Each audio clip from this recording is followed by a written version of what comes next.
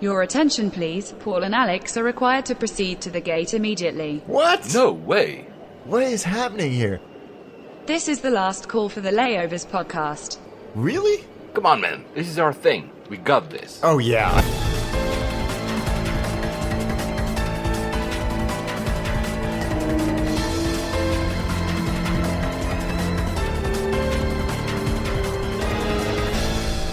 And we made it. Of course, geeks. Flight 79 to Vancouver. Vancouver, oh, that's a great city. Beautiful city. Apparently one of the best finals you can have, as a pilot at least. A lot of pilots say that. I mean, you were not a pilot, but was it a nice landing? Yeah, it's beautiful. You feel like you're landing in Narnia or somewhere in Lord of the Rings. This doesn't feel like a city. Did we land at the right airport? But yeah, very beautiful place. One of those rare treats of a city where you can, ski and then windsurf and play around a golf all in the same day. Do you play golf, Alex? No. I mean, I've played before, but it's not fun to me. No, it's not my. I like fast-paced sports, so I just cannot get my head around it. I'm not going to be a CEO because there's no way I can do that. So first of all, guys, you will hear a little bit of my voice. I have a little bit of a cold. I might even cough during the show. I will try not to cough in front of the microphone. Please forgive me if I do, because I was in Madrid and it was 33 degrees Celsius, and that's why I got a cold for some reason. I don't know. It's always the way. I cannot say anything about it, but I was working with IATA, the International Association for Our Travel, and that was pretty cool, and I learned a lot of stuff, but sadly, none of this can actually transpire in this show. Alex knows a little bit already, so that's cool. But of course he doesn't, because I have an NDA, so of course Alex doesn't know anything. Yes, I know nothing. Yeah, you don't know nothing, Jon Snow.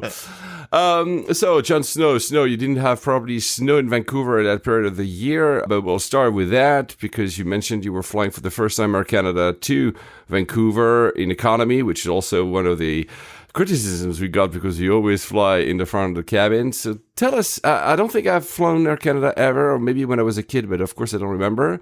So how was that? What was the aircraft, etc.? Yeah, so I ended up being in premium economy in the end through a series of fortunate events and money. But it was it was fine. It was fine. I don't know if I can add any more superlatives to that because it didn't blow me away, but it was fine. It was fine. The seat was reasonably comfortable. The IFE was modern, and it didn't have a lot of content. I was surprised. But it had enough. It was very, and this is not a criticism, just an observation. It was very Canadian centric, especially the TV. And again, why wouldn't it be?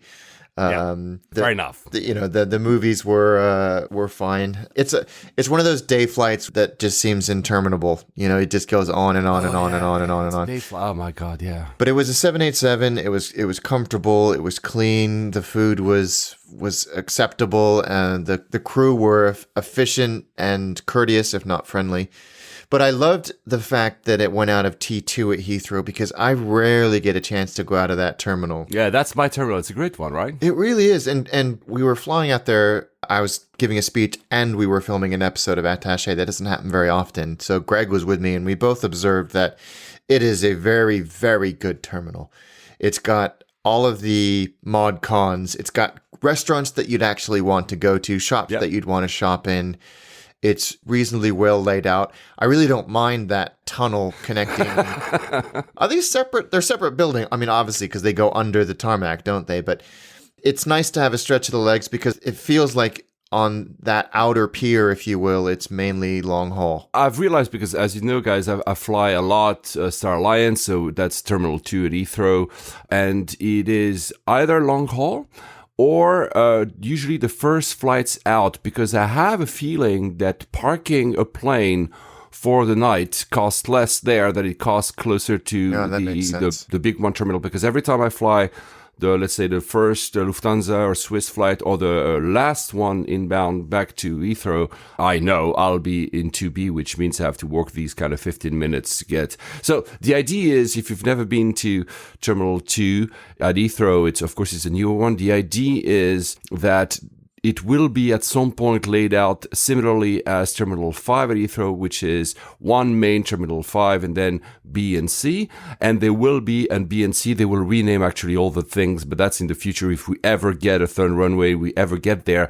And there should be also people mover, like a little train that goes through these piers. But for the moment, indeed, you have to take travelators, 1, 2, 3, 4, 5 travelators. You go down and you go back up. It's okay, actually. I mean, it's only so I had a flight when I was going to, I think, Zurich. I did a lot of European flight this month. I'm not going to cover them all. And the flight was boarding at 5:25. And the airport opens at 5. Of course, as soon as you enter, I'm dashing there to be. But actually, you know what? I was even surprised. I really thought the airport was opening at 5. This is the official time.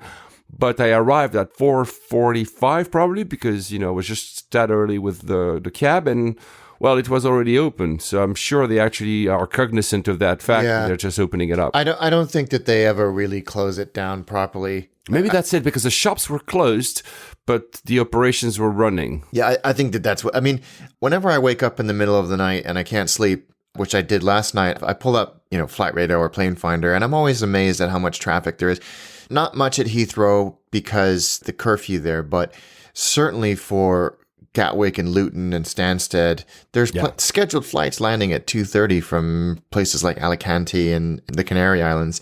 So I'm always amazed by that. But actually, I've learned something. I don't remember how it was last week. I learned that there is no per se a curfew at Heathrow. It's a gentleman's agreement to say that there won't be more than, I think it's 5,200 flights per year that will land and or take off between 11 and 5 a.m. The airport actually theoretically could run 24/7. Yeah. It's just because we know there's no constraint, et cetera, et cetera. So they have this deal with the CAA to say that, okay, we'll limit the number of turns, which also makes me think they might not have to ask for permission when they have like a very late flight or something, due to some, extraordinary circumstances. They just have this buffer of number of flights they can play with during the year. There seems to be a lot of airports which have these voluntary curfews in place, and you can see them when you taxi out and on big signs for the pilots saying, we have this voluntary curfew in place between whatever hours. Certainly I saw them at Burbank. I saw them at Chicago on a recent flight. It makes sense so that you have the flexibility if you need to do those operations. But yeah, I mean, back to Air Canada, I think that they were fine. The product was fine. You can tell that they have pretty much a monopoly on international flights in and out of Canada. Yeah, I'm sure, yeah. WestJet have just started doing services outside of Canada, or outside of North America, I should say. Again, comfortable. The plane was very new to the point where it was kind of a pain in the butt to recline your seat. It was so stiff. Oh, wow. I had to help like 3 people do theirs because the mechanism itself was so stiff. But yeah, it was fine. Did you do premium economy on both legs? Yeah. Was it compared to your other premium economy at, Cathay you did, and I think you've done BA as well. Was it on par at least? I think it was. The seat was very comfortable. I think it was not as good as Cathay's, because Cathay's is really rather extraordinary. Yeah. It was. I flew on American premium economy, which I'll talk about later. I think American's was better. BA, it really depends on what plane you're on. Yeah, well, we know that's a bit of the lottery with BA, right? It really is, but it was fine. I think so much of it comes down to how much are they investing in the food over economy, and what is the IFE like. But IFE is not cabin specific. I mean, the screen size might be. Yeah, of course, yeah. But you had if it's a newer aircraft, I mean, of course it is a Dreamliner, you had a newer livery that's very striking, dark blue, I think, right? We had the dark blue on the way, and then the slightly older, I don't know what you'd call that color, this greenish, tealy, light blue, I don't know what color it is. Both of them are very striking, both of them are very beautiful. And the Air Canada experience at Heathrow was fine. In fact, when I upgraded, the person there was incredibly friendly and helpful and diligent. At the check-in or at the gate? It was at the ticketing desk, because they, as you know, at T2 at Heathrow, they sort of have this, you go through layers almost of check. So they have if you have never been, guys, you have a first layer of automated, so just basically kiosks when you can do it by yourself. Yeah. Then you have a first layer of check-in counters, which are for economy. And then the last bit, which are the end of the check-in hall, are the ones for premium, so usually business and first. And at the very start of the terminal, there's like all the ticketing desk. It's actually very well laid out. I think they've learned all the lessons that what doesn't work at T5, although T5 is basically only one, airline, it's BA. They learned all the lessons and they applied it to T2, which is why I think it works so well. Yeah, that's certainly what it feels like. I was interested in a kind of self-flagellating way, to try this whole thing without status, which is exactly what I did. I don't have any status. We were flying in economy, but I ended up being in premium economy, which didn't actually change it that much, although they are very generous with their priority boarding for premium economy. You are the second to board on Air Canada if you're premium economy. We tried one of the paid lounges there. I used my priority pass. Very, very nice lounge. Aspire, yeah. Yep. So kind of on the lower level. Yep. Unfortunately, it has no windows, but for a windowless lounge, it was one of the least claustrophobic I'd been into. So yeah, Air Canada was fine. It's really hard to find a better word to describe them than fine, because it didn't make me feel anything, but it wasn't crap. So I guess, which is important nowadays. It wasn't bad at all. So would I fly them again? Would I pick them over BA to go to North America or at least Canada? I don't know. Maybe. They seemed very, very similar. I've had the opportunity many times to do flights to North America with them, not to Canada itself, but to do like a layover somewhere in Toronto, etc. Because I have star status, but I'm probably going to lose that star status next year, and I'm not trying to fight to renew it because I think I'm going to, I live in the UK, you live in the UK, I'm probably going to fight for One World, which means it's the last war now. I'm transitioned. So the opportunity to fly, when you don't have status, unless really the price is super, super, super competitive, there's no really a reason for me. I don't know. I'll try maybe. I want to go to Vancouver. We'll talk at the end. I've never been to Vancouver. I've never been to Canada, actually. Oh, wow. Yeah, but never in my life. It's time, yeah. Yeah, exactly. So the food was okay? Yeah, the food was fine. They give you a full meal after, about an hour after takeoff. They do a drinks run, and it's fine. It's reasonably limited, and then they give you a full hot meal, and then about an hour and a half before landing, they give you this sort of hot wrap, which was either chicken or vegetable. They were fine again. I mean, those in economy and premium economy, and I actually talking to Greg, who is in economy, they had exactly the same thing as we did in terms of that. So there's no difference. There's no difference. Basically, you're paying for the seat, a little bit more leg room. Yeah, probably. I think the first meal may have been a little bit more different, but certainly that second meal was not. In some premium economy products, and I think BA is one of these, there's a place where you can go grab a packet of crisps or something. They didn't, not that I could find anyway, have this on Air Canada, but yeah, I wouldn't have a problem with flying on them again, but I wouldn't go out of my way to do it either. Okay.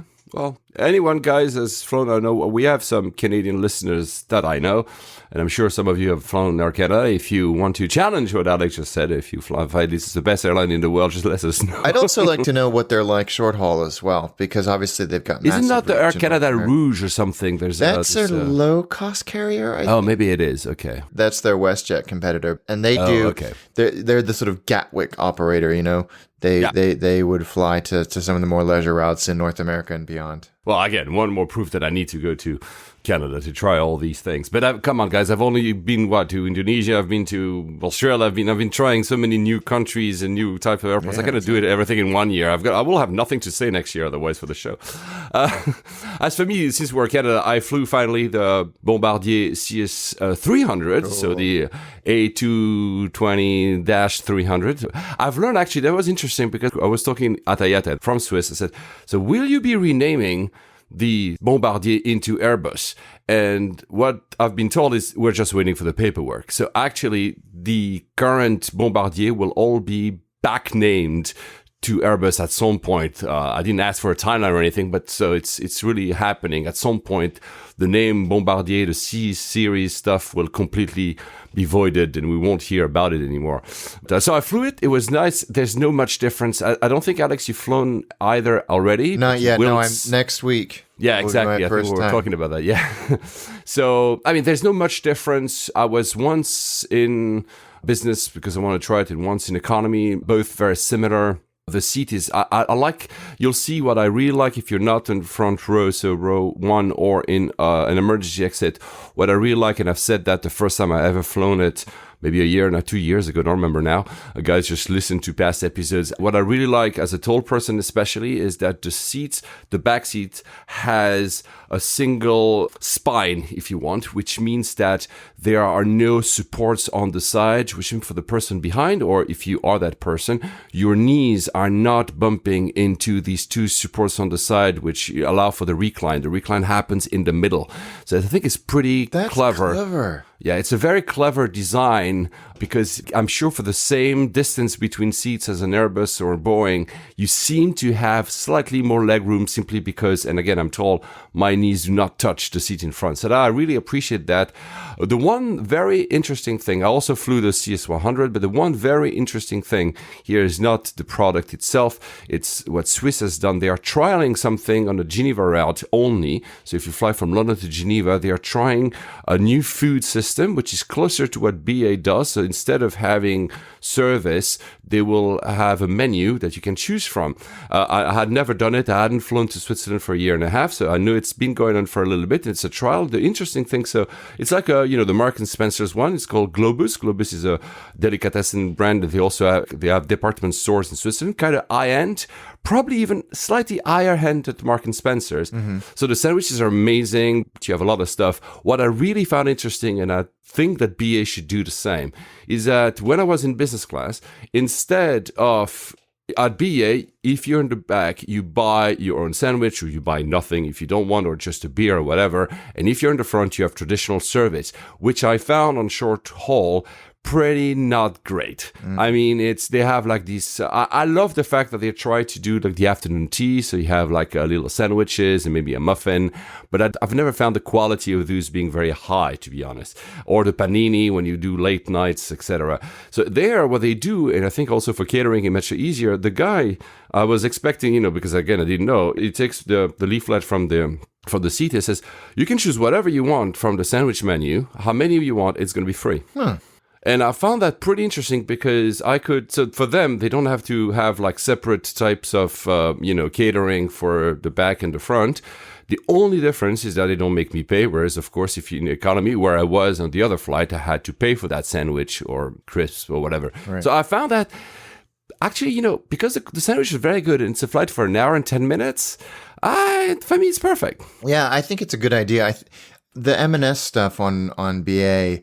It's pretty good, actually. It can be really good, but I found because I think they do it seasonally. The offerings change, so 4 times a year, and over the summer it was really lacking. There wasn't anything that looked appealing at all. But I've done it almost a year ago, and there were some great salads and great sandwiches and all of that. So I think as a business class passenger on BA, if the menu is a little bit more comprehensive or the product offering is a little bit more comprehensive, I would be happy to do that because, then otherwise you're getting just another, hot meal that probably isn't going to be very good. Whereas, people go out of their way across the UK and around the world, frankly, to get an M&S sandwich or salad. Yep, it's true. The UK is the inventor of the modern sandwich in a way. I mean, there was an article in The Guardian maybe a year ago about how, you have now people from Saudi Arabia, from China, they come to the UK to learn how to do proper sandwiches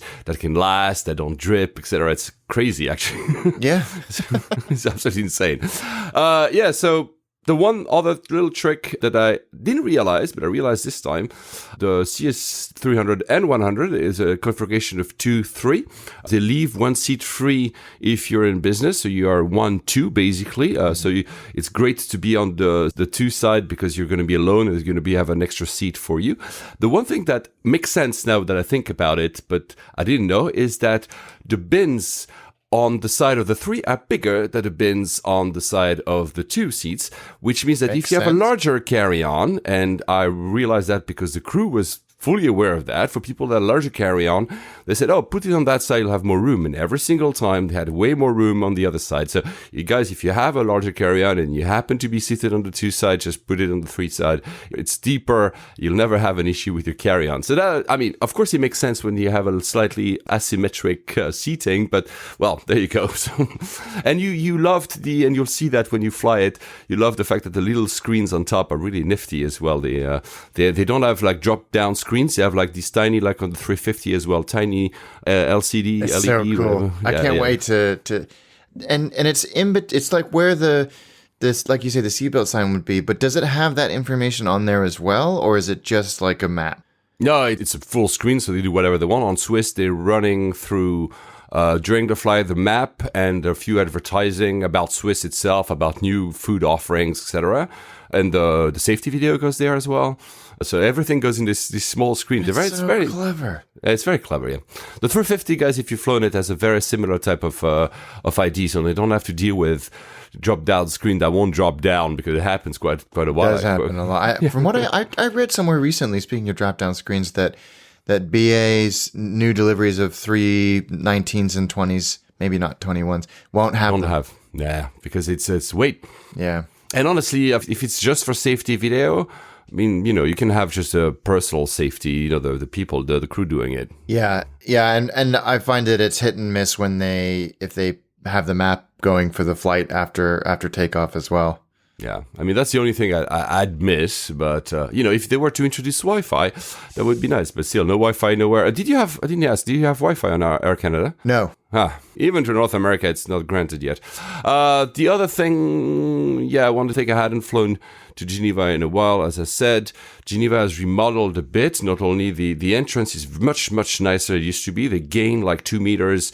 It's very nice. You'll see if you go, guys. The one very notable thing is they've remodeled security. It's better, and now there's a dedicated and separate priority lane, so fast track access, which is very well done. Everything e-gates, you don't have to actually argue with anyone. The same, and that's the only thing I'm going to mention at Zurich, I've finally, after 1 year, they reopened the Senator Lounge at A-Gate and the Business Lounge as well. You might be able to experience that. It's stunning. There's a bistro, industrial look to it, open kitchen, very, very well done. They used to have what they call the longest bar in an airport, which was a smoking section that, of course, smoking now it's gone. So this is becoming a quiet section that overlooks the entire lounge itself, when people can eat and have seats. It's really, really nicely done. So kudos. It was well worth 1 year of wait to remodel the entire thing. And cool. Also, when you enter there, and the same as SAS when I was lately, you scan your boarding pass and the door opens. If it doesn't open, it means that you're not allowed. And of course, there's someone, if for some reason you forgot to put your frequent flyer on your ticket. But I mean, I like that, it's just fast. Yeah, that does make it a lot easier, because sometimes on busy, no matter what the lounge or the airline, there can be a bit of a queue. Yeah, it happens, especially we mentioned Terminal 2. Try to get into Lufthansa's lounge at Terminal 2 at Heathrow at 5 a.m. with everybody for the first flights gets in, and you'll have 5 or 6 persons in front of you, which is fine. I mean, I'm not... but if you just have the time for one coffee and then you have to dash, it would be nice to have like a gate, just like... Absolutely. And just have a person to clear out people that have an issue. The one really cool thing, though, at Geneva that I didn't realize when I landed at Geneva, the runway was called 0523. When I left, it was called 0422. They repainted what? Yeah, they repainted the whole runway during one night. Geneva also has a curfew because the magnetic north had slightly changed, and thus they are closer now to 422. So they renamed the entire runway, and now on maps, on pilots' maps, it will be 422. That happened a week ago. That's interesting. That is interesting. How often does that happen? I think Heathrow had that once, if I'm not mistaken. Maybe. I don't know. Anyway, there you go.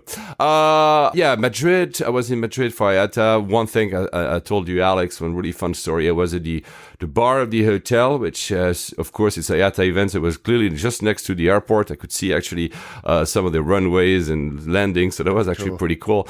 And there was this guy that looked really like a sailor. Like I had even, the stripes, white and blue, like a sailor. He had the bird of a sailor. Also, it was like maybe in the 60s, so all white. He was swearing like a sailor as well.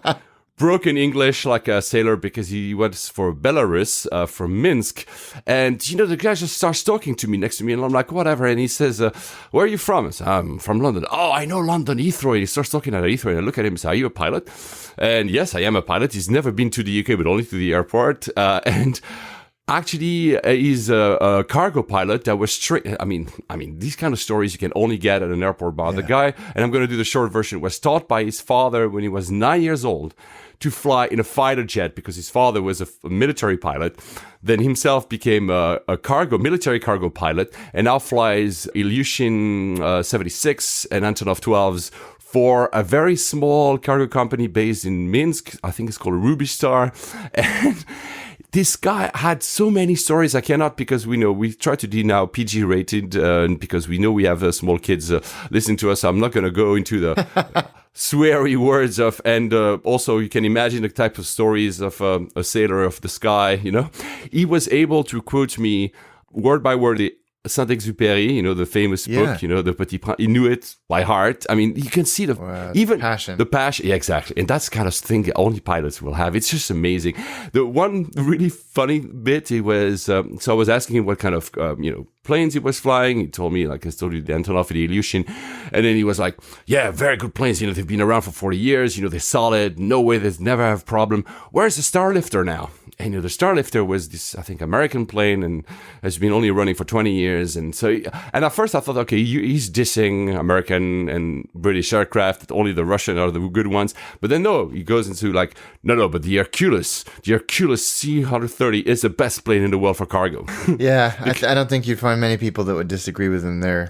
But the Ilyushin 76 that's one of my favorite airplanes. It is, right? It's the coolest. I still love I got to poke around in one in Muscat one time. Maybe it was him. Maybe they were running stuff out of Afghanistan, and it was I don't know if it was. Maybe it was Belarus. I have a picture of it somewhere. And to something that you and me can relate, actually, he said that the founder of that cargo company was a very successful businessman that was in love with aviation, and just ditched everything and said, "Okay, I'm not a pilot, but I love to fly, so I'm going to open my own cargo company to being able to be a co-pilot." So he says from time to time, the co-pilot of his cargo flights is the CEO and founder of the company. That's so cool. And I love that kind of stuff. That's passion. I'm going to start an airline. Exactly. Madrid, thank God I was not at T4 with T4 and T4S are like in different countries or something. But you know what, Madrid, just, you have Terminal 1, 2, 3, I think they're called. Just rename them a single terminal because you don't know where you are. So my boarding pass was saying, Paul, you're at Terminal 2. So I stop at Terminal 2, enter, check in, go fast track, whatever. And then gate E. And I walk to gate E and actually I'm in Terminal 3, which is fine. I don't have a problem with it. But I'm like, why would you separate artificially guys in Madrid? Just rename the thing into one goddamn terminal. It's going to be the end of it. And one shout out, Matthew J. Gardner, at Matthew J. Gardner on Twitter. He said to us, listening to episode 64 of my new favorite podcast at Layovers, and found out that Paul is a fellow Madridista. Yeah, of course. Yeah, I didn't get to see Real Madrid because they were playing when I was there, but I saw the game in the hotel. That's where I met the cargo pilot. So, Hala Madrid. There you go. So, since we were in Canada, I knew one more thing about a Canadian, because now a Canadian is supposed to be the new CEO of Air France, and what a ruckus is that creating, right? Yeah.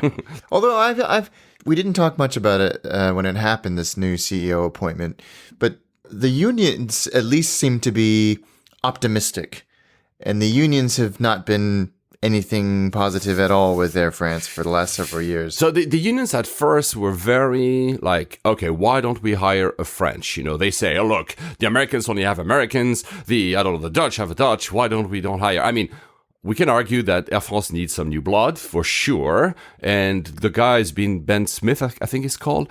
He's been doing Air Canada for 20 years or something. He was a CEO of Air Canada. So he's a seasoned and well-appointed CEO. Yeah. The thing that the unions were very unhappy besides his nationality was his salary, because in France, very highly paid CEOs and executives don't fly well. Yeah. So Ben Smith was very smart to say that he's going to reinvest half of his salary into the company. Yeah, that was at the very least a smooth diplomatic move. Yes. And if you guys are interested, there's a story on Bloomberg. I know I haven't done the show notes forever because both of us are super busy. Look it up. The name of the article is "The Future of Air France Depends on Becoming Less French." There you go. You have the entire title right there. I don't know what that means, but I think they have a point. I think it's certainly from a corporate governance and operational perspective. Yeah, because Air France is losing money compared to KLM, which isn't. By the way, I've met both the CFOs of Air France and KLM, and boy, they looked like they were the most striking personas of the entire people I've met during my work for IATA. They are very tall and very commending. And you're like, wow, Ben Smith, good luck, because if you have to fight these kind of CFOs to agree with you, well, good luck.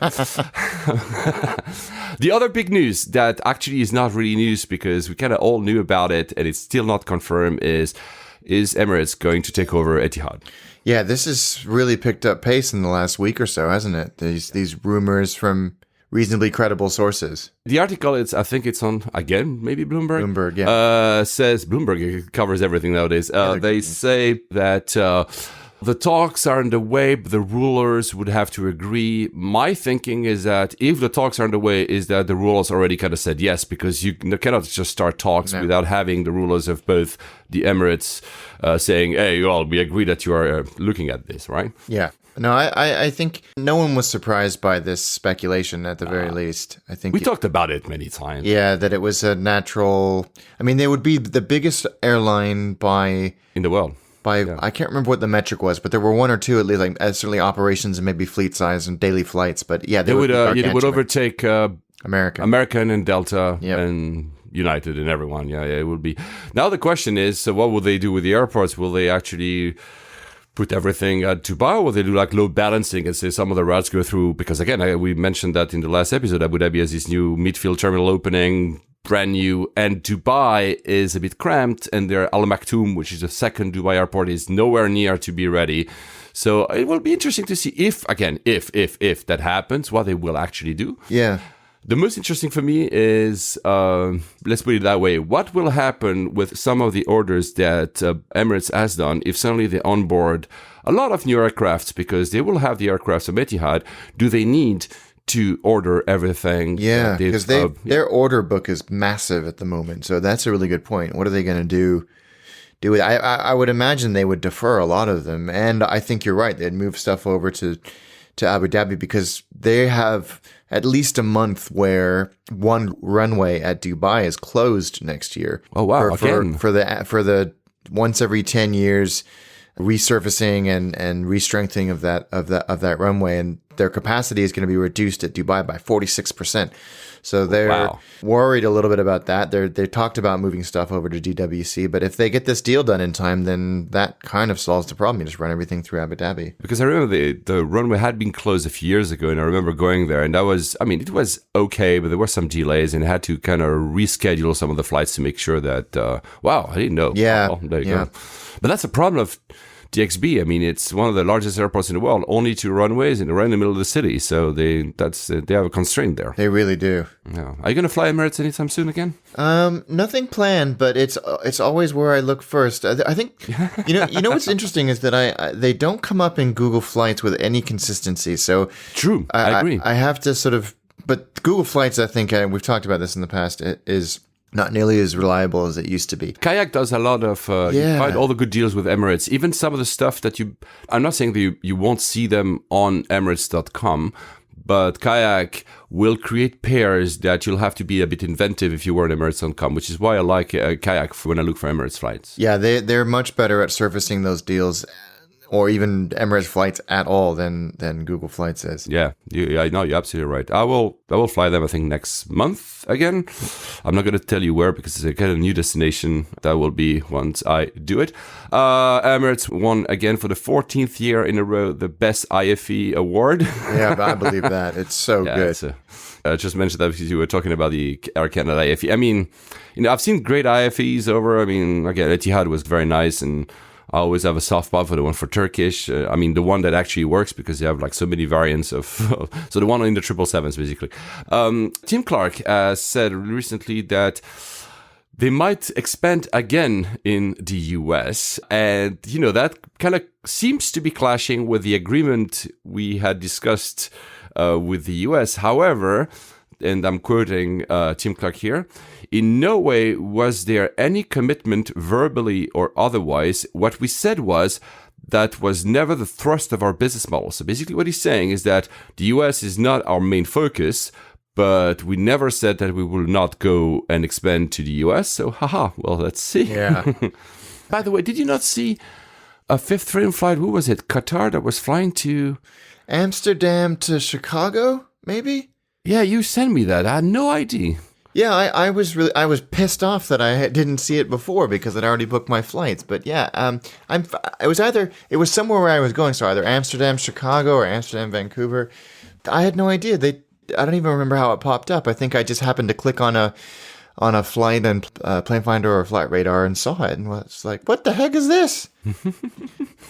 But I'm welcoming more Fifth Freedom rather they can do whoever, by the way, whether Qatar, Etihad, or Emirates, because, again, it's just for competition's sake. I'm not saying that every single time we would fly Emirates over AA. You seem to love AA. We'll talk about it a bit later.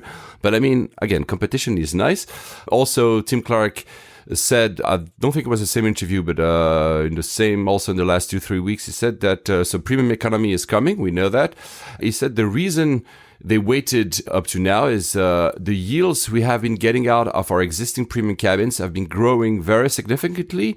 So there was always a concern that if they were to introduce premium economy, they would actually, of course, cannibalize themselves. Yeah. I'd be very interested to see Emirates' take on premium economy. I'm sure it's going to be pretty awesome, actually. I think so, too. They love doing a pretty cool thing. The American Airlines CEO, on that debate about the ME3 in the US, said that some are cheating and basically is pointing out Qatar by the way of Air Italy because Air Italy is starting to fly to the US. Oh, give me a break. So boring. I agree. So to better things that we love, pizza. Joseph Zalai, I'm not sure I'm pronouncing your name correctly. Joseph, please forgive me. JRSZALAI on Twitter. Look at this layovers. Mini margarita pizza at Emirates Business Lounge T3 Concourse A in Dubai. Yeah, it's true. I think I've seen it. They are actually small pizzas that seem to be oven baked at Emirates T3 in Dubai. So, well, one more line in our spreadsheet. Yeah, the pizza spreadsheet.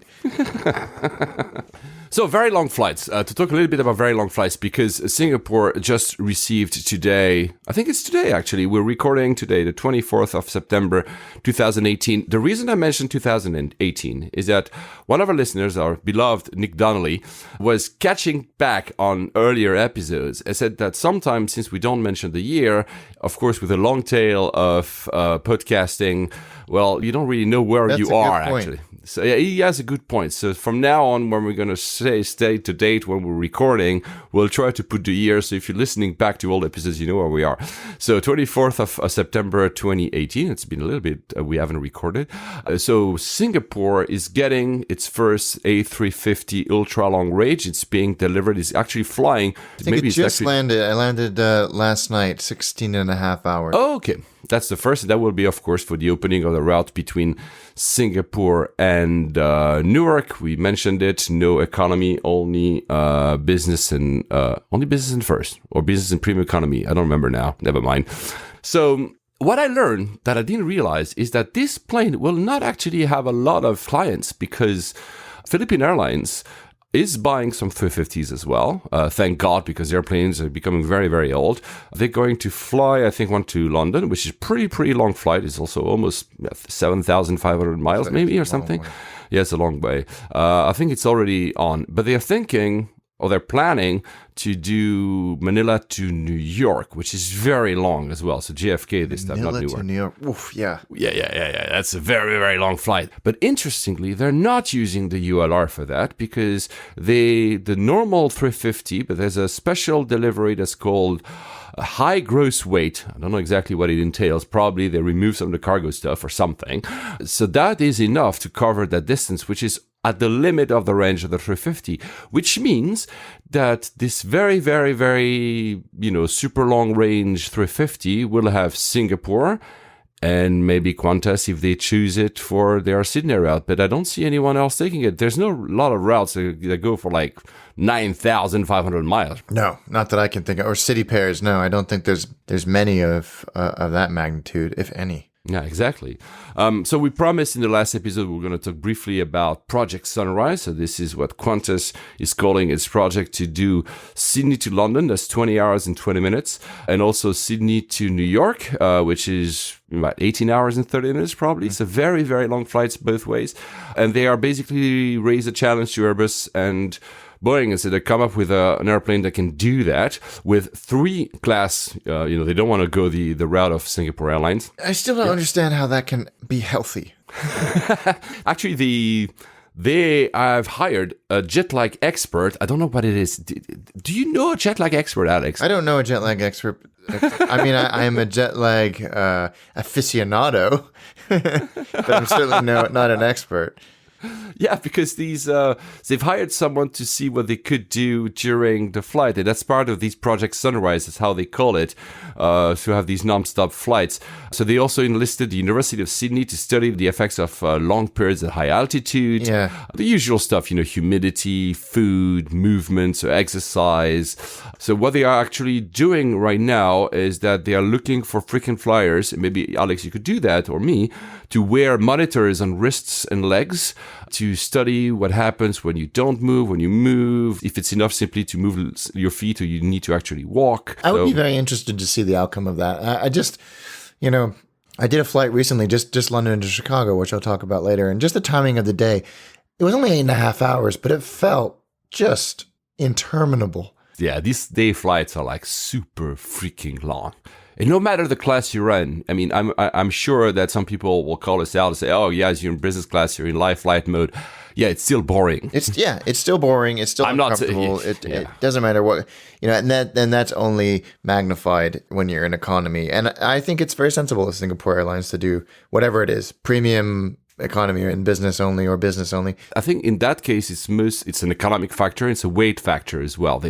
I'm not sure the number of passengers. Again, but the other thing that they're very studying very carefully is the mood lighting. Of course, we know that blue lights are kind of keeping us awake, which is why it's a very bad idea to have your phone next to your bed, for instance, because you never go to fall asleep.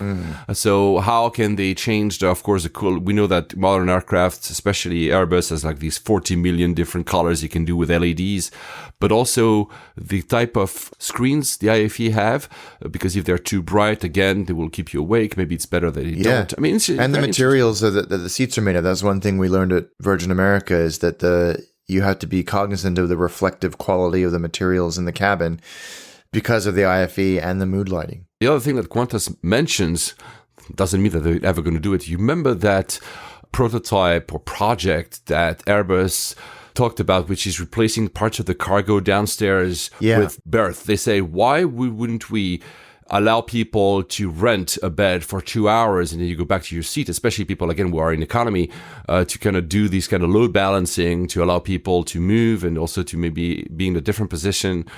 Again, this looks like a bit like science fiction, but maybe it will happen because for these such long flights, these researchers and jet lag experts, so-called at least jet lag experts, it feels like a social media ninja, but on jet lag, they will learn that it's better to rest. I have no idea, but it will be interesting to see. I think Ed Parsons did London-Perth, which is already the longest flight you can do from London nowadays.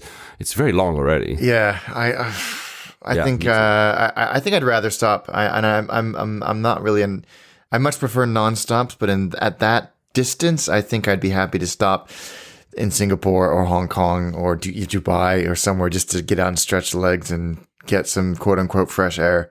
Yeah, and I like just hanging out in the lounge as well. But I understand the reasoning behind. And, there was a lot of people say this will never work. People will not fly. I mean, remember, guys, I was wanting to fly. I mean, I did fly to Australia last month, and I was looking, obviously, at Qantas. I'm going to go to Perth, and then from Perth, I'm going to go to Melbourne. I mean, the prices were like exorbitant, so I didn't do it because I'm very price sensitive. I don't have a corporate that pays for my stuff. But the very interesting bit is that Qantas released the numbers, and the load factors on that London to Perth are like 92% for premium classes. 92%. Wow. I mean, most airlines, if they are at 82 in general, are happy. Below 80 starts to be kind of shaky, and and then you have Air Belgium, who has like 5 and is basically stopping all their routes now.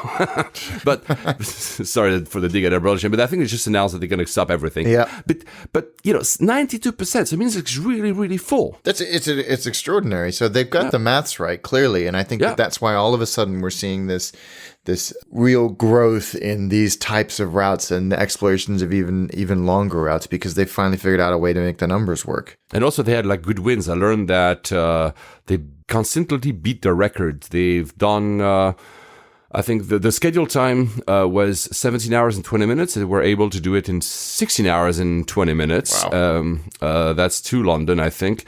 To Perth, they also strip an hour off. They did it in 15 hours and 45 minutes. So they have the gods of the winds with them or something. Yeah, clearly. But since you talked about food in Singapore is, because they're also, thinking about other types of rides. They don't have a Project Sunrise, but they have also hired, this time, a wellness guru. My God, these titles. I want to be a wellness guru, Alex, and a jet lag expert and an airline ninja or something. They are looking mostly at, of course, a small exercise to be done with the flight, but they are looking at the food. What kind of food should we give to passengers to have these very long flights? And the major lesson in all these articles that I've read is that they're looking for lighter stuff. They will avoid a lot of starch, avoid a lot of stuff that makes you too heavy, too bloated. So Makes basically, sense. it seems to be, of course, making sense. Yeah, and they also offer, and I think we've had that. You've seen that. They all want to offer these routines that you're supposed to do at your seat by looking at your IFE. No one does that. Exactly. Do you ever? No. I mean, I do. Especially if I'm in economy and on long haul, I always am aware of moving my feet, wiggling my toes, all of that stuff. But I don't look at the IFE to do it. I just know someone that's had DVT, and that just sounds horrendous. So. Oh, well, yeah. Oh. Yeah, so the main course that they've, some of the menu, because you like food, Alex, seared chicken and zucchini pappardelle with some braised tomatoes, lemon vinaigrette, and micro basil. Micro basil, is that like whatever that is? Proper, right? Yeah. People who follow Alex on Twitter will get that one. A dessert will be lemon angel fruit cake with blueberry topping. I mean, it all sounds fine, but I mean, if you read the menu on any airline, it all sounds fine until it's put in front of you. It's like a French restaurant, you don't understand what you're actually eating. Right? Yeah. Like you need a dictionary and like a live translator to actually understand what you're doing. Anyway. Back on Qantas, just for a few things. Qantas, actually, because I had a discussion with, I think, Dan, who lives in Melbourne, who was very helpful with me when I was traveling to Melbourne, that in Australia itself, and I was actually looking, when I was there, I was like, should I do a very quick hop between Melbourne and Sydney and back? But I mean, that was 3 days. It was no way. I went there long enough. Apparently, and please, people who live there, Dan, maybe, it's possible to buy like a season ticket, meaning it's like a bus. You don't even have to, you just show up at the airport and you get to if there's a seat free, you just get in. Really? I think it's possible. Yeah, because it's so many people doing it, and it's like one of the heaviest routes in the world, that you just buy a season ticket, and whenever you need, you just go to the airport like a bus. At least I know it was the case. I don't know if it's the case anymore. So I mean, that's how flying used to be anyway. You know, you showed up at a counter. Yeah, exactly. Or you could even buy your ticket on board. How wonderful that we can maybe at least point in that direction again. what you're telling me is that, it's like when you take the train, you're supposed to buy a ticket on board and then nobody shows up, so you've done it for free. So you could do the same. Yeah. I should have tried that to Perth. I just showed up in the aircraft and, maybe hide. I'm too tall to hide. Oh, well, anyway. So the reason I was mentioning Qantas is that there was another Bloomberg covers everything article that shows that, Qantas is doing very well because you remember they had like a lot of issues back 2 years ago. They were losing money, et cetera, et cetera. Yeah. But there's a big problem in there is that they have actually very low competition on their own market, which is why they're doing very well. The economics of their flights is actually pretty bad. Their cost is very, very high. For instance, if you take the passenger yield in the industry is like 7-8 cents the revenue passenger kilometer.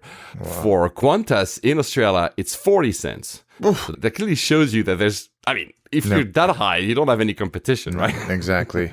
Qantas doesn't, disclose full cost, but by inference, you can see that their cost is really, really high. So meaning that the whole signs point to there's room for somebody to create yet another competitor because there's Virgin Australia Express, maybe? Virgin Australia, yeah. Qantas has a lot of fat. Yeah, clearly. It's a fascinating business model when you've got a domestic system or network that's really propping up your international ambitions. Although, they seem like they're a very well-run airline. Yes, it's more like a warning, I guess, to say that if you have not a lot of competition, you're making too much money, your costs, of course, have a tendency to rise because you're not as cautious.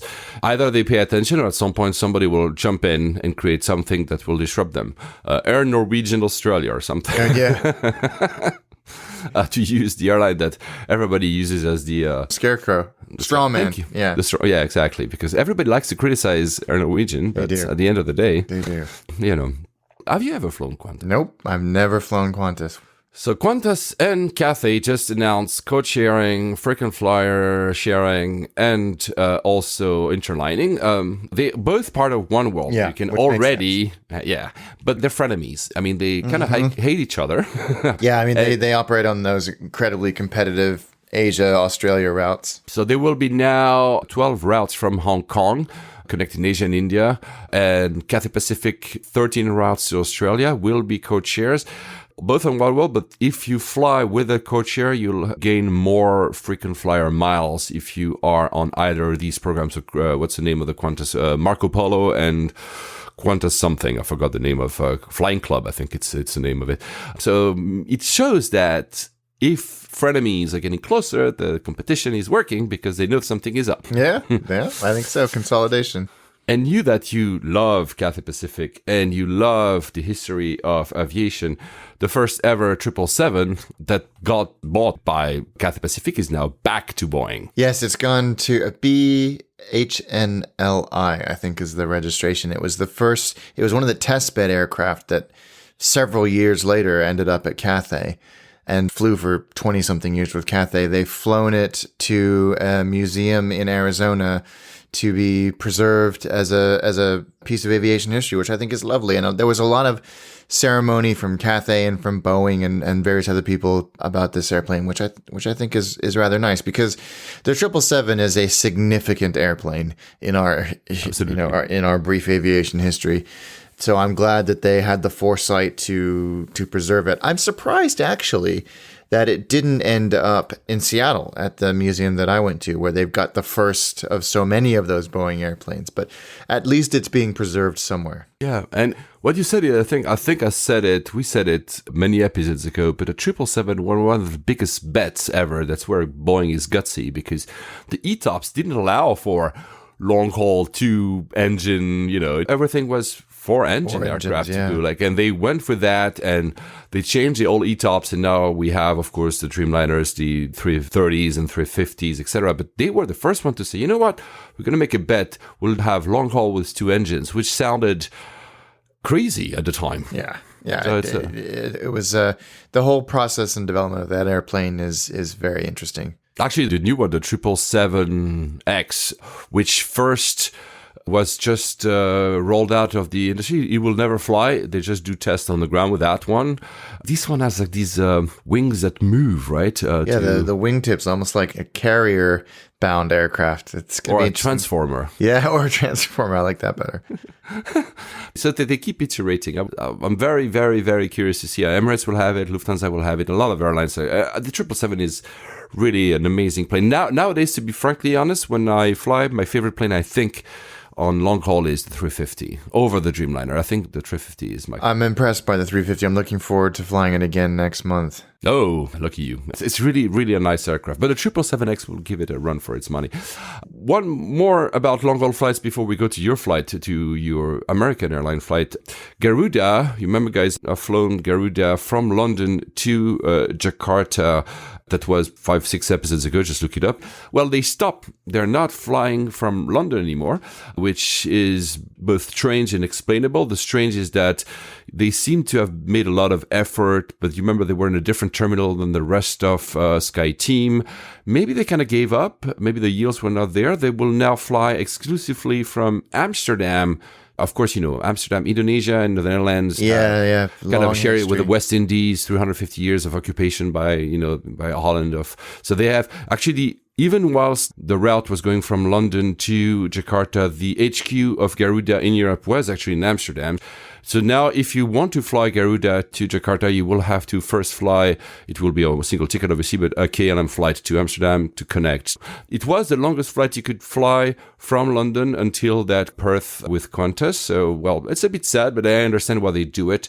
Well, guys, so sorry, you won't be able to replicate the exact experience I had on my flight. And now it wasn't such a long flight, but how was American Airlines to ORD? Yeah, they were really good, actually. And I was in economy. So there we are. I was in economy. I was in the first row of economy. It was a 787-8.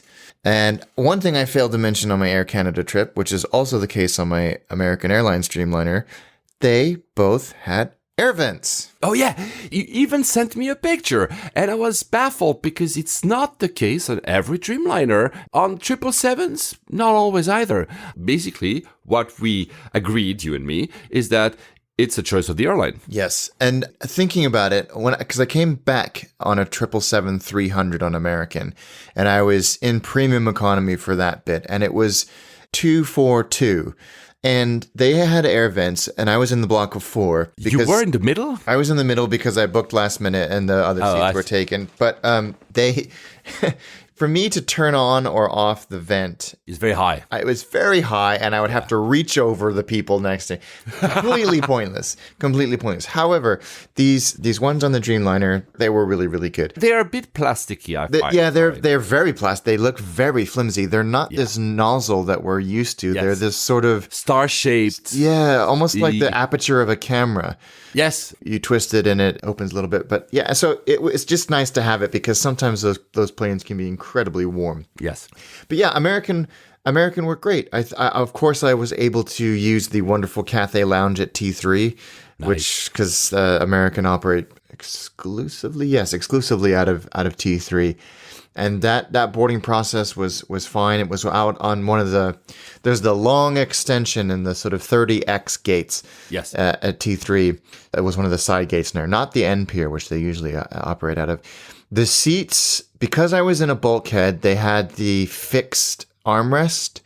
The seats were very, very, very snug, very narrow. And the people sitting next to me also remarked how snug they were.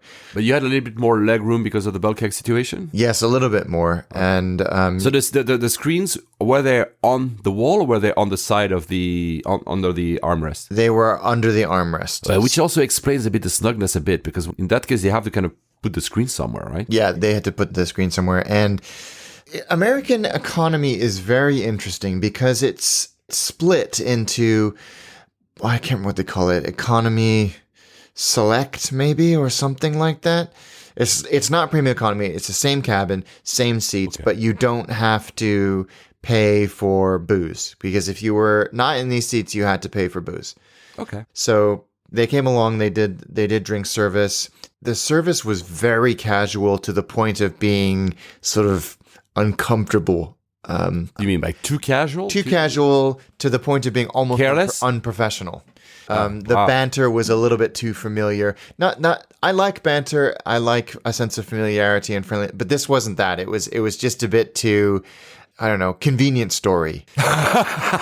It was just one person that I had I get it. I observation with. But the drink service was fine. The food was fine. They did an ice cream service halfway through the flight.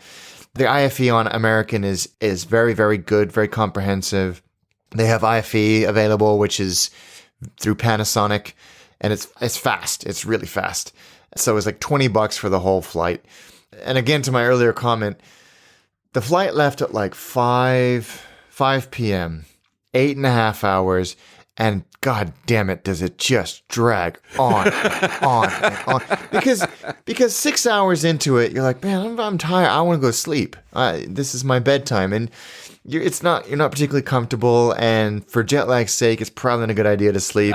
Yeah. You've watched the movies. You've used you sort of flick through every social media thing you can find. And it drags on and on. ORD is what it is. Interestingly and rather hilariously, my friends were flying in on Norwegian, and they left Gatwick about an hour and a half before me, but they didn't actually get in their taxi until about 10 minutes before me, because when they landed reasonably on time at Chicago, at O'Hare, they couldn't open the door of the airplane. It was stuck. And I was like, that's hilarious, but also kind of scary had there been an emergency. But they just sat on the plane. My God. So anyway, I think that I would opt for, I don't know. I think I would think very carefully between picking BA economy and American economy. You remember that I sent you, there was this article of this guy who wrote a report on Business Insider, I think. Yes. Business Insider is an aggregator, so maybe the article was somewhere else first, but who compared BA economy with AA economy. For him, I think it was AA economy was superior. Would you most likely go that route as well? I think I probably would, only because, and it's not nothing substantial. The seat is fine. I'd be interested to try a non-bulkhead seat or an emergency exit row if they have them in economy. I think the food is slightly better on American. Wi-Fi makes a huge difference. I'd say the American IFE is probably as good as the BA one. And obviously I can use the Cathay Lounge. Those things, they're neck and neck, frankly. Wouldn't you think, because we said many times, it also at the top of the show, that with BA it was a lottery. Sometimes you get like a newer aircraft. Yes. Do you think that the consistency with AA is better? Yes, absolutely, because their fleet is surprising in how young it is. Yeah. Unless you get one of their older 767s, which I don't even know if they operate to the UK anymore. I don't know where they operate them to. If you flying out of the UK, which is a flagship destination for them, or London, I should say, you will get a 777 or a Dreamliner, and the product on both of those is very, very good. Well, that yields me, because remember, I flew 767 with United to the US. I flew Delta 767, and I like these aircraft that like to fly something a bit more modern when I fly to the US. So I would actually fly AA. I need to try them. Yeah, interesting. So I have my first. Actually, it wasn't my first, but it was a domestic hop when I flew back, because I went from Chicago to New York and then New York home. Also AA all the way. The AA all the way. And I did that because I wanted to try their premium economy product, which they don't have on the Dreamliner. They only have it on 777s. Okay. So O'Hare, you've heard me talk about. What a friggin' airport that is. But I went up, and I sent you a message when I got there to their flagship lounge.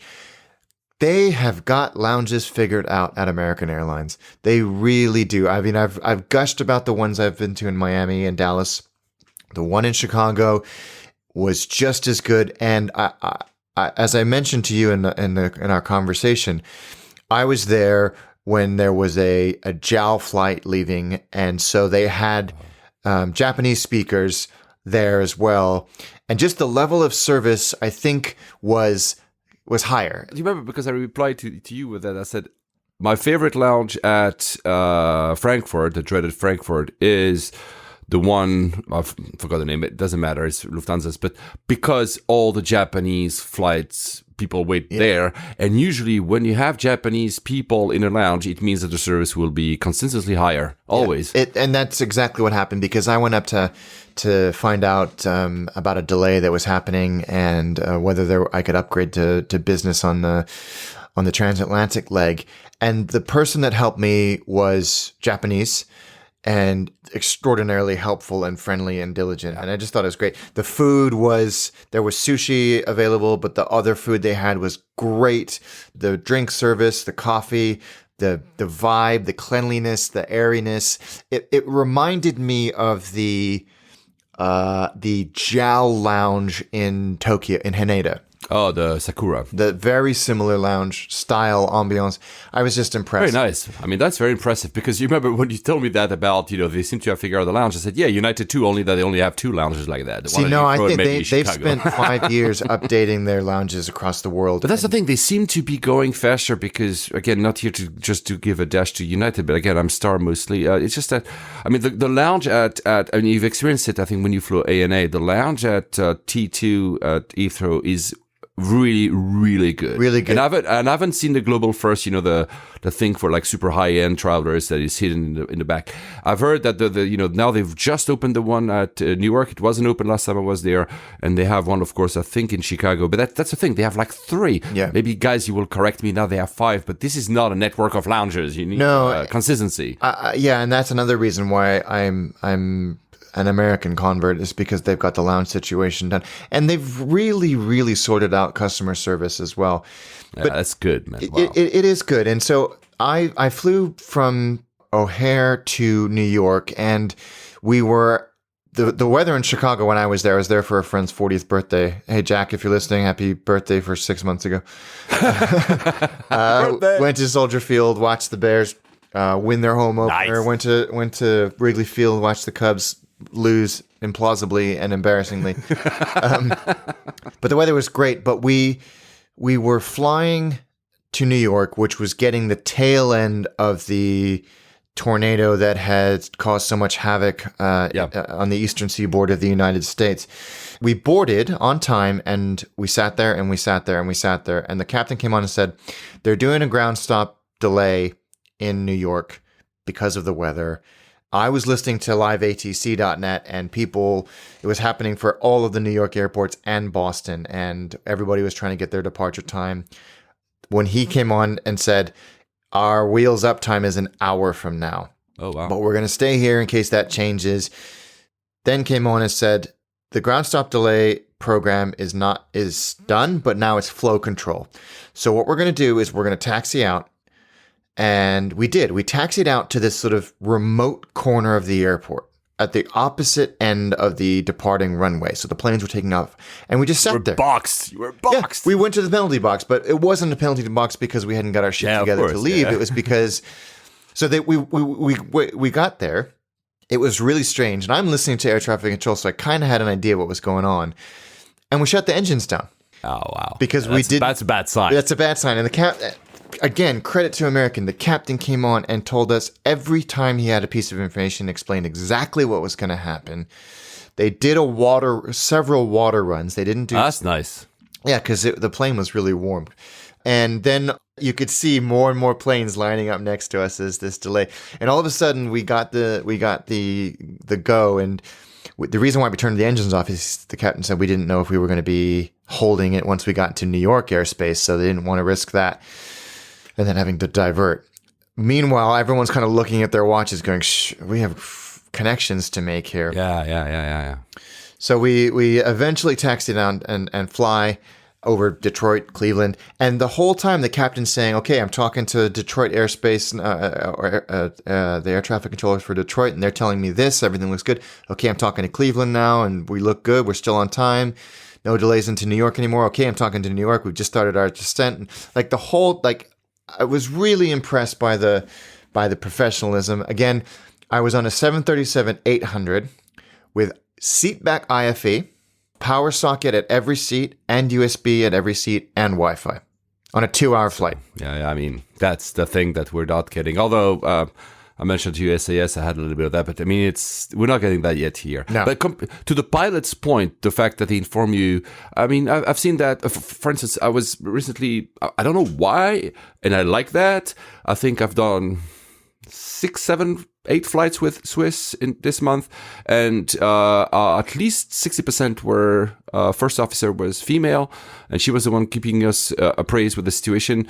There was like delays, just weather. There was also like a heavy weather over the UK the other day. There was lots of winds and stuff. I like when they inform you. It doesn't have to be like overly complicated, but just let us know what's going on and we're fine. You know, it's not their fault. But there was also when I forgot to mention, when I was into that CS300, we were on the ground and suddenly they had to kind of reboot the airplane. And the captain came on the PA and says, well, you know, it's a new aircraft and she's still very sensitive. That's kind of nice. That's kind of nice. You know, like you mentioned though, and I wanted to have say that on the podcast. You mentioned that you found very weird. Was it AA or Air Canada?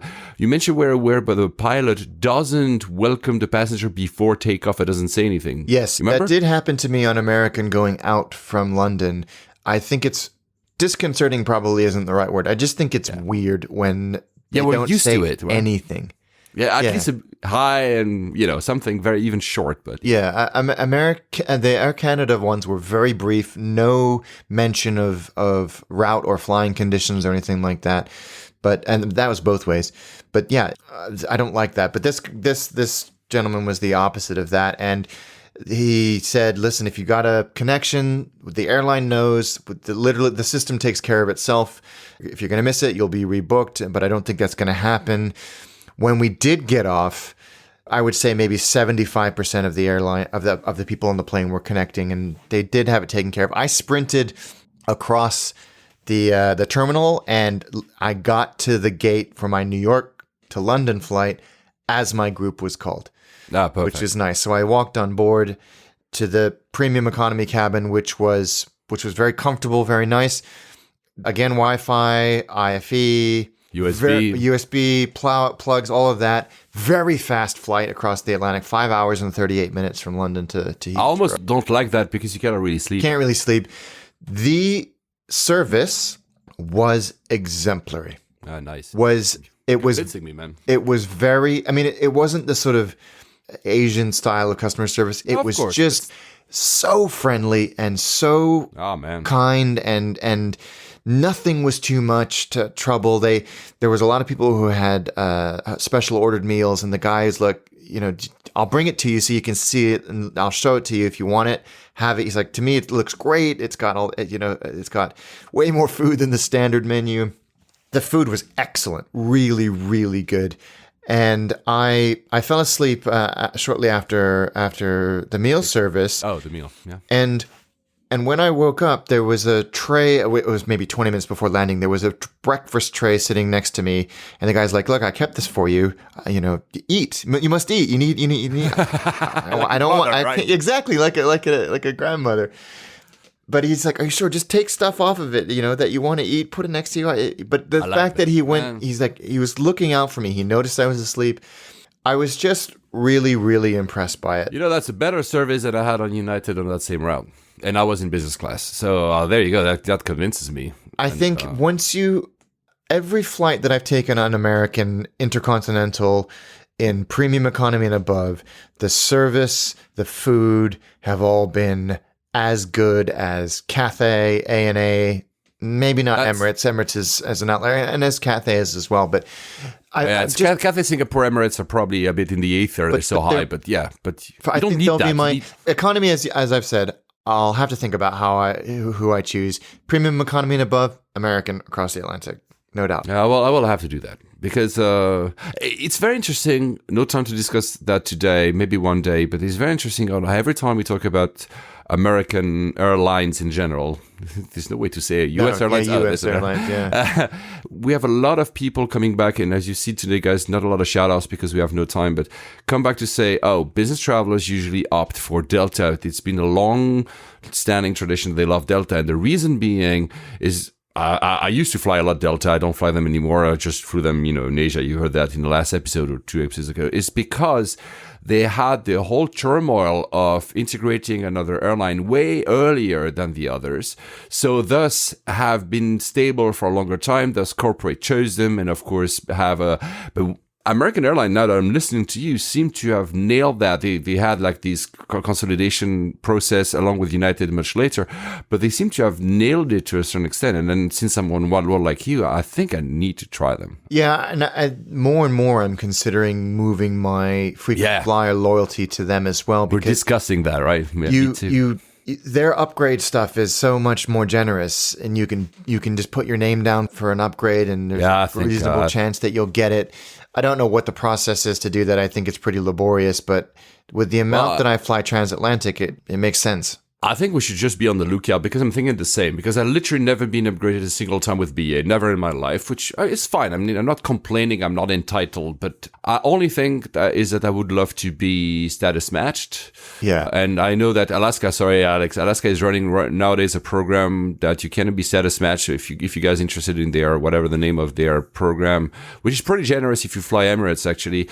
If you live in the US, I think from abroad is not as good.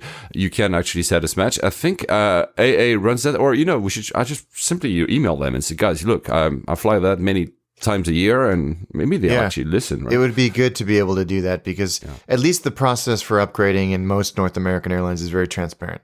Yes. You have all these lists, even on the app. You know where you're standing. You know if you're like number 5th on the standing. It's just clear. There's no it's a black box everywhere else. It's like it seems like you're lucky or not lucky. It's super frustrating. And BA, because we'll get there now. BA has a lot of issues. First, before we get into the meat of the story, because it has happened to you, BA is, I just mentioned earlier in the show that Air Belgium is load factors of minus 5%. BA has so much capacity issue that they are now wet leasing an Air Belgium 340. It's so old that I think it's older than the grandmother that is running after you with the food. So, I mean, again, we said it many times in the past episodes, everybody's scrambling for capacity left and right. There's the Trent issue with the 7s. There's been also a few issues with some 320s, also with the engine. So if you ever fly from, I think it will be London to Abu Dhabi, fly Etihad or fly something else, because the 340 for Air Belgium seems not the best idea to fly with. But the big story with BA was that hack, that 500,000 people got their account hacked. It's not even a hack because, you explain it better because it actually has happened to you, the consequences of it. Thank God it didn't happen to me. I checked for exactly 35 minutes, otherwise it would have happened. So for 2 weeks in a row, some hackers, let's call them that way, had put some injection of code in the website of BA, and every single transaction that was done within BA's website was captured. And when I say captured, it's not that they got your information, which is a traditional hack where usually, they steal whatever. Let's say you have a credit card information that you've saved on the website of the airline. They got that, but they got the transaction, which means that every time, guys, when you put a transaction in, you have to put the 3-digit code that is on the back of your card if you have Visa or MasterCard, or the 4-digit code that is in front of your card if you have Amex. They got that as well, meaning they could replicate the entire card and start actually using it, obviously, for other purposes. BA didn't realize that for an entire 2 weeks. Weeks. Extraordinary. And also, and that shows the state of BA's IT problem, because we know there's an IT problem with BA. It seems that the reason the hackers were able to do that, they used a page that was a page that you can use to check where is your luggage on BA that hadn't been updated since 2012. So it was such an old code that these guys say, we're going to just go through this little back door and for tell us because you've experienced firsthand, which thank God, again, I didn't. Yeah, 2 weeks this exploit was stayed up on the site. And as you say, they got not just the traditional stuff, but they got your full unencrypted credit card number and as well as your first name, last name, and that crucial 3 or 4 digit code that is required for the transaction to take place. They emailed people that were affected. If you booked during this period, then your information was compromised. That's how it was. I booked 5 flights during that period. And sure enough, there were several fraudulent transactions on the card that I used predominantly for it. Thankfully, it was an Amex, and thankfully, Amex are extremely diligent about fraud, and They're so good. They blocked the transactions. They got in touch with me and said, we probably should send you, cancel the card and send you a new one, because on Amex's site, the hack was so broad and affected so many people that when you logged into your Amex account on Amex, there was a message saying, we know about the BA hack. We know what's going on. We're watching everything like a hawk. Don't cancel your card unless we tell you to, which I thought was really proactive, but also showed the magnitude of this hack. If you've got an email, means you've been touched. If you haven't, I didn't get the email, so I knew I was in touch, which was not very obvious at the beginning, but anyway. And friends of mine in Switzerland, they said, oh, I called my bank, let's call UBS. And as soon as they say, I'd like to cancel my card, the first answer was like, oh, BA. Like, it seemed that it touched so many people, the banks like canceled. They force cancel cards on people in the UK, actually, which I understand. So if, let's say you are on Halifax or HSBC, I don't know which bank, because again, I wasn't touched, they would cancel your card. But I mean, imagine if you are not us. I have multiple credit cards because we travel a lot, because we can also afford it probably.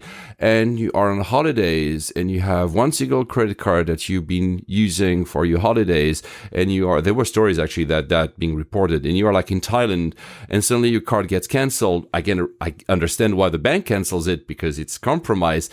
What do you do? Yeah, and what does BA do? Because that's the biggest problem.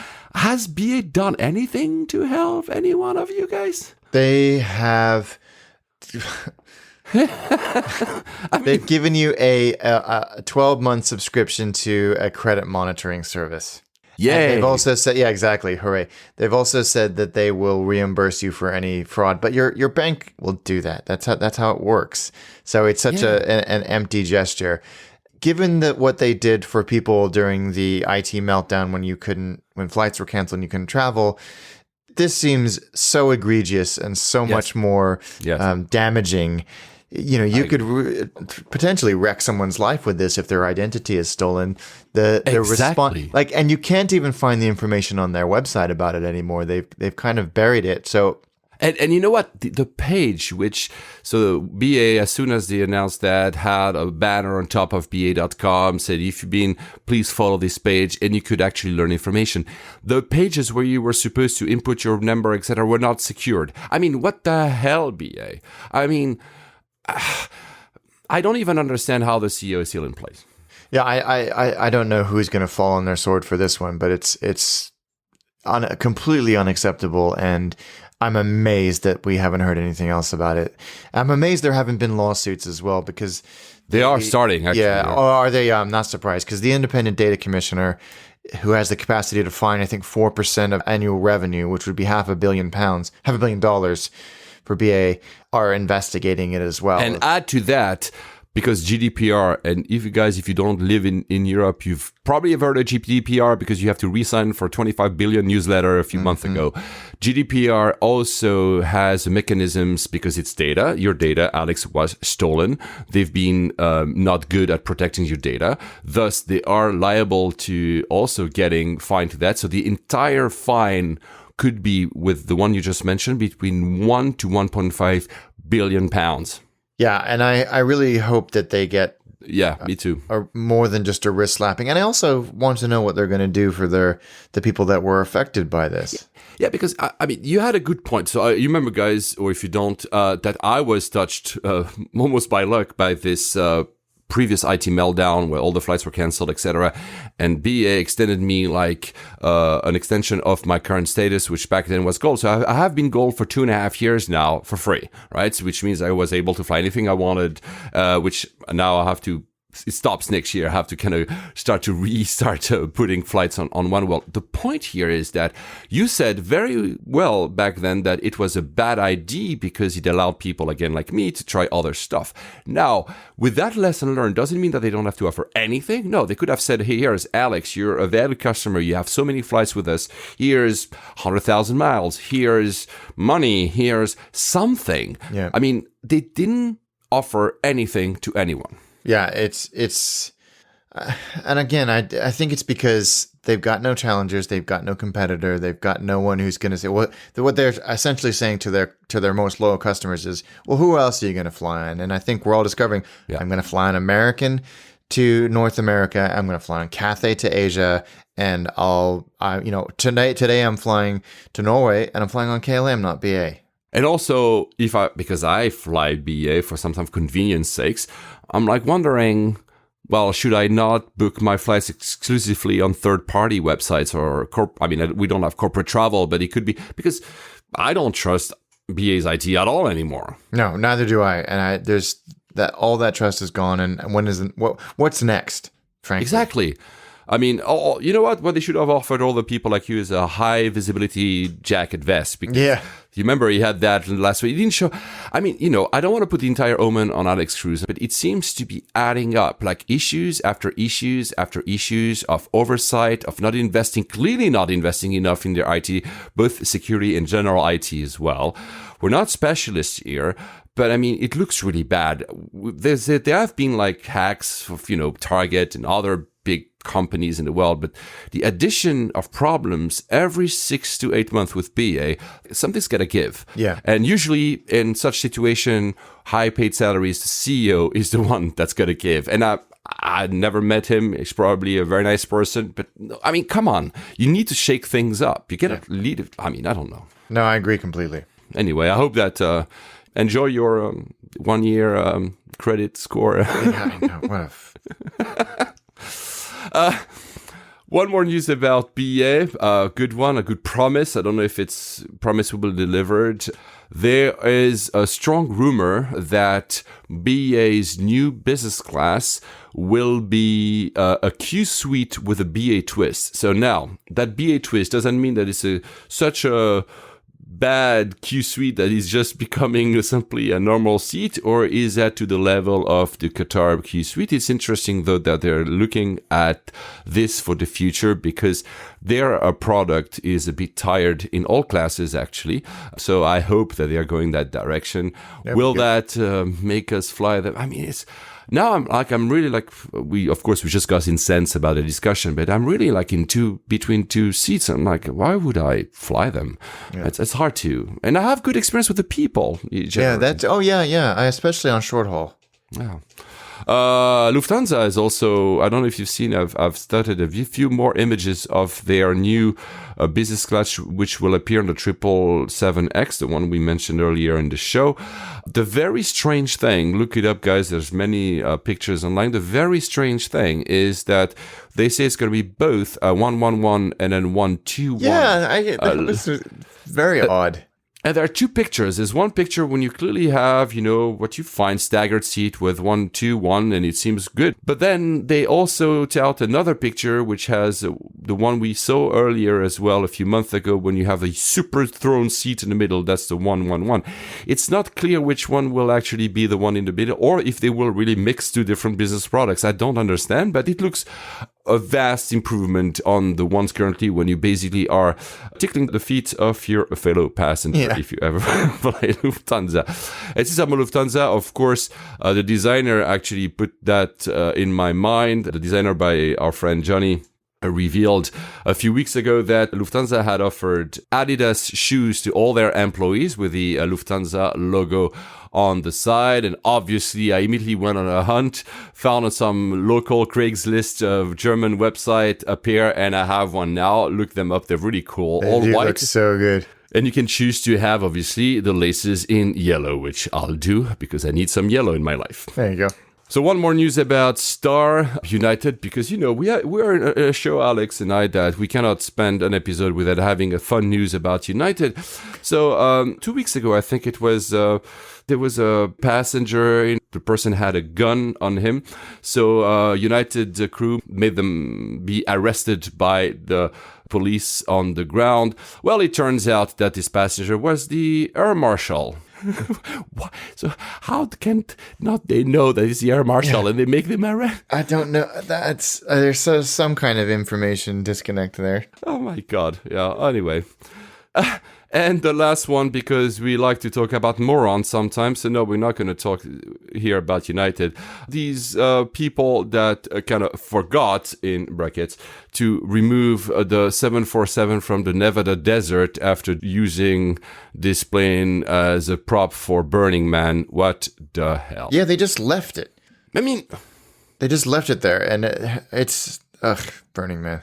Exactly, Burning Man. Cruise ships for tech bros. Yeah, that's exactly right. I mean, how did they think they were going to get away with it? Because they documented the creation and transport of this thing. Yeah. And they said, no, we've got a plan to move it. Bull honky, you do. Yeah. I mean, anyway, we have our thoughts about all this. You kind of feel what we're thinking. So, to another plane, we're going to Vancouver, but just before Vancouver Airport itself, you did a very cool flight again.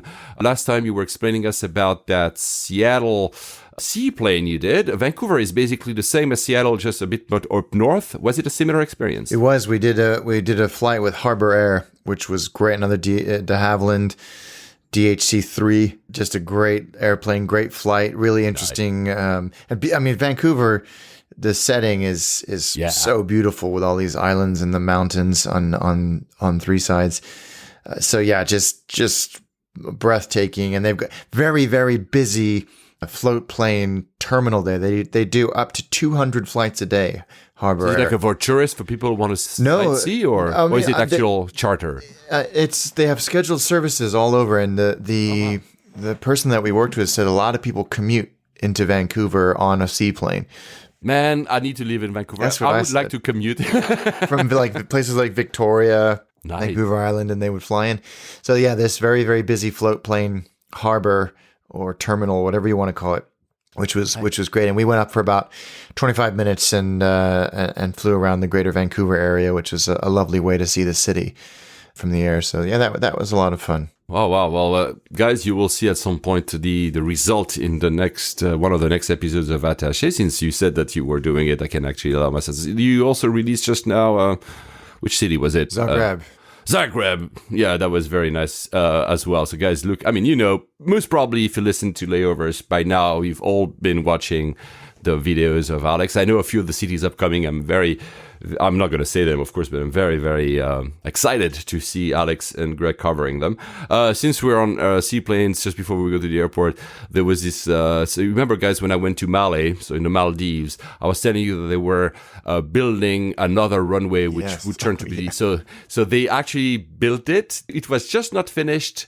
And I don't remember, was it Air India? Some plane decided to land on that one instead of the other one, although it was close. It got stuck. It got stuck, yeah. I don't know how they removed it. Of course they did, but now the runway is actually open. So it's really funny because I think the first plane that was supposed to land as the inaugural plane for the runway was a 380. The first time a 380 would ever land from Emirates, obviously in Malé. But arguably, the inaugural plane was that Air India mistook the... Anyway, back to Vancouver. How is Vancouver? And maybe, do you remember why all the Canadian airports start with a Y? I don't remember why they all start with Y. Why do they start with Y? Well, I think we said it in episode 4. Guys, listen to episode 4. We might have said it. Yeah. We forgot about it. So tell us about the airport itself. Again, a very North American airport in that it has slowly grown outwards and upwards and sprawled and all of that. It's fine. It's actually reasonably modern. They're working on it pretty hard at the moment. One of the things that I immediately noticed was when we got off the airplane, you're going through this light and airy terminal, and there was like a roped off, queue system where you're kind of looping back and forth for immigration. And there must have been probably about 120 people there. And I thought, oh man, this is going to take a while because the line's not really moving. Yeah, you sent me the picture. You were, yeah. I was like, oh, this is weird. And then they finally let us go, and I thought, good, we're just going to go to the immigration desk and be on our way. Except you go and you come to the top of a bank of escalators, and you look out over this gargantuan immigration hall. That's the picture you sent me. Okay, wow, holy cow! Where there were thousands and thousands of people, and there must have been, if you imagine, I don't know, maybe a 25-meter wide hallway with the snaking back and forth queuing system that was probably I don't know, 20 rows deep. Oh my God, this is for. And I couldn't believe it. Like you went back and forth, and you were queuing to go and use a machine. Oh, no way. To use a kiosk like we have in the United States. And oh my so you God. queue. Just add lots of machines and be done with it. I don't know. Well, I don't. And again, like in the US, you go to the machine, you tap in your information, which takes 8 seconds. You get a piece of paper, and then you go to an immigration desk, and they ask you a bunch of questions, like why are you here? How long are you here for? Yeah. It took us from when we landed to getting to the taxi rank took 2 hours. Wow, that's way too long, man. Yeah, it was. And again, if you go to Vancouver frequently or you live there, can you tell me if this is a regular thing? And it was just as bad for the Canadian citizens as well. Did you feel that the man booth, not the machines, were not all manned? No, they were all. I don't know what the holdup was. Oh my God! I know a lot of. It seemed to me like this was a regular occurrence because they had the whole queuing system set up. A lot of flights from Asia had arrived around the same time as us, but it's a big airport. It should be able to handle that. Yeah, because my last experience, remember guys, I told you in Taipei I had a similar experience waiting for forever, same problem, but it's smaller. And Haneda had a similar experience, but because they had only manned like 5 of the 25 booths open. So, I mean, this is, I would like to know, guys, we know we have listeners in Canada. Is it something that happens all the time, or was just Alex unlucky by the time of his landing? Oh, man, it was very frustrating. And oh, my God. What's interesting is because they're working on that international terminal, you come out eventually into this rather makeshift arrivals area where there's 8 Tim Hortons and not much space at all to meet arriving passengers. But I think it's because they're doing all this work to refurbish the terminal. Interestingly, in Vancouver, and it's a big point of contention, there are no ride-sharing services. No Lyft, no Uber, no nothing. Nothing. Wow. The city's been promising for years, and it's really starting to irk a lot of the travel-based companies there. So your options are to get into town are the SkyTrain, which is great. It's fine. It's a just a mass transit train service, or taxi. And taxis operate on a fixed zone. How far is it for? It's half an hour. Oh, it's fine. Yeah. It's not too bad at all. So, but there's no Uber, so you cannot do anything like that. And then when we came back, you go into this bigger, more refurbished section of the international terminal, very light and airy, with a big kind of aquarium in the middle of it, which they're extending this terminal. So even though it feels new, they're continuing to work on it. Okay. Pro tip. Eat before you come, because the food options are limited and not very good. We didn't try the lounge because we didn't have a whole bunch of time, but it seems fun. And Vancouver's been the sort of gateway to Western Canada for decades and decades and decades. So I think I had high expectations, and they weren't necessarily met. Yeah, to be fair, what you just said earlier by telling that North American, in my head, again, I've never been to Canada, guys. I was like, okay, Canada must have a slightly better infrastructure, including airport infrastructure, than the US. So I was expecting something a bit more, I mean, not Hong Kong or Haneda, but a bit better. Oh, wow.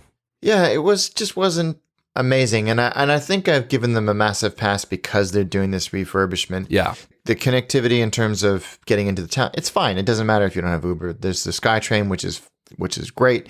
Takes you through all the neighborhoods if you're not staying in downtown Vancouver. And then the taxis were abundant and well managed and reasonably priced. So that wasn't too big a deal. But like the United States, again, even if you're connecting domestically in Canada, you still have to get off, go through immigration, collect your bags, and recheck. So that takes time. Yeah. That's something that's never fun. But I mean, you have to deal with it. Yeah, unfortunately. So would you do a layover there? Yes, because Vancouver itself is so close, so you can just jump in and go and experience that city. I need to do that. There you go. You just sent me like my next destination. No, it's not my next destination. I hope. We didn't do a lot of shout outs. Want to do one to close this show. We had a 5-star again. Thank you guys for actually taking the time to do that by Morris from down under, from Australia, obviously. Simple and great. So I hope that this episode was simple and great. He says, very balanced views. I hope we were balanced. Great audio. Well, I hope my cold wasn't getting in the way of that audio. No. Always interesting. Cat put it down. Well, it's always interesting to talk to each other because, Alex, we just did like almost 2 hours of recording. Yeah. So where are you going next? I'm off to Kristiansand, Norway this afternoon. You mentioned with via Amsterdam then. Yep, via Amsterdam on out of Lucy, and then Glasgow and Zurich next week, and then Vegas the week after. Yeah, well, actually, I'm going to Amsterdam tomorrow, but BA myself. KLM, what do they fly from Lucy? 170, E170. Embraers, it was, yeah. So, okay. Well, so I'm going to Amsterdam tomorrow, also by plane. The reason I do it by plane, not by Eurostar or other means, is because I was able to find that on the way back. I'm supposed to fly what Ed Parsons did.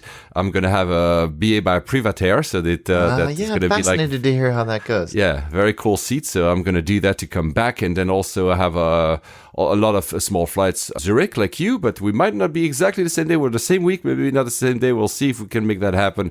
I'm going back to Madrid again once, and Paris again for the 18th time this month, and Athens. And so I don't know when we're going to be able to record. I'm sure we're going to find either just before Alex flies to Vegas or just after. And until then, Alex, happy flying. Safe travels, guys.